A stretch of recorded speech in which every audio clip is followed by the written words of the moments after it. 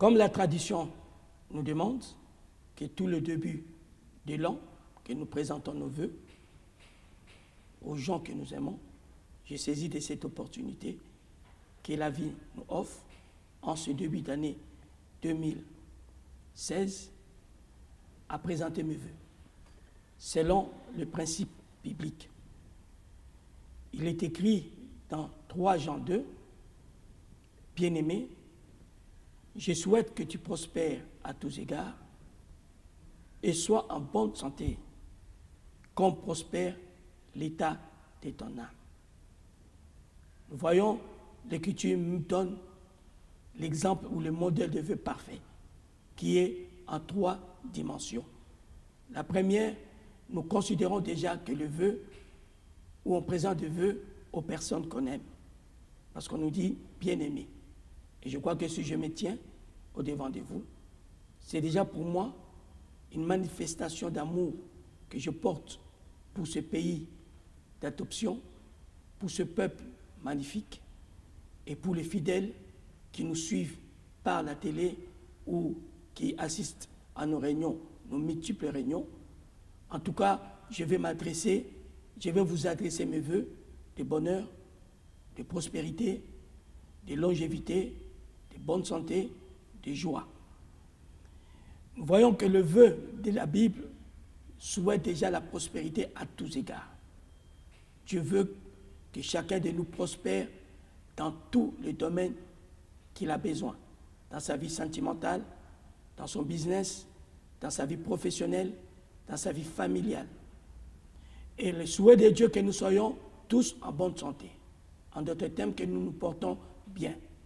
Que l'année 2016 soit une année de la restauration de ta santé, de la guérison de ta maladie et une année où tu vas conserver une bonne santé car c'est le souhait de ton Dieu. Et en 3e lieu, qu'on prospère l'état de notre âme, dont les 2 vœux dépendent du dernier qui est la prospérité de l'âme. Nous souhaitons encore que cette année 2016, que chacun de nous puisse travailler son âme afin qu'il plaît à Dieu. La Bible dit qu'il servirait à l'homme de gagner le monde s'il perdait son âme. Que votre âme prospère dans la connaissance de la parole de Dieu, dans la communion du Saint-Esprit et cette âme puisse vraiment se développer dans l'affection que nous devons nous porter les uns les autres.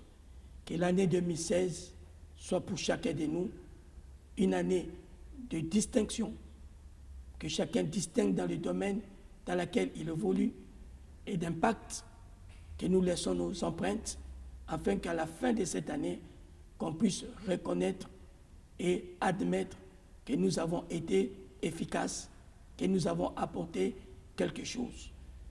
Que Dieu bénisse la Guadeloupe, que Dieu bénisse les autorités de ce pays, que Dieu bénisse les policiers, que Dieu bénisse le corps médical, médecins, infirmières, que Dieu bénisse les pompiers, que Dieu bénisse les aides-soignants, toutes ces personnes qui s'occupent de l'homme, que Dieu bénisse nos amis qui sont sans abri, qui n'ont pas de moyens, que Dieu bénisse ceux qui sont encore dans la drogue ou qui subissent vraiment la loi des plus forts, que Dieu bénisse les pompiers, que Dieu bénisse les douaniers, que tous ceux qui travaillent pour la sécurité de ce pays et le bien-être de ce pays, que Dieu bénisse aussi notre pays, afin que dans cette année 2016, que nous ne soyons pas victimes des catastrophes naturelles, que nous puissions vraiment évoluer, que l'économie marche très bien et que chacun de nous puisse retrouver la joie.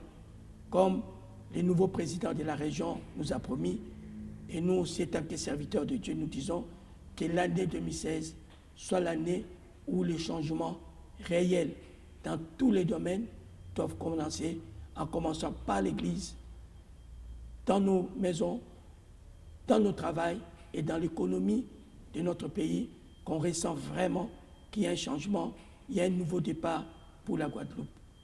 Que Dieu vous bénisse abondamment. À très bientôt.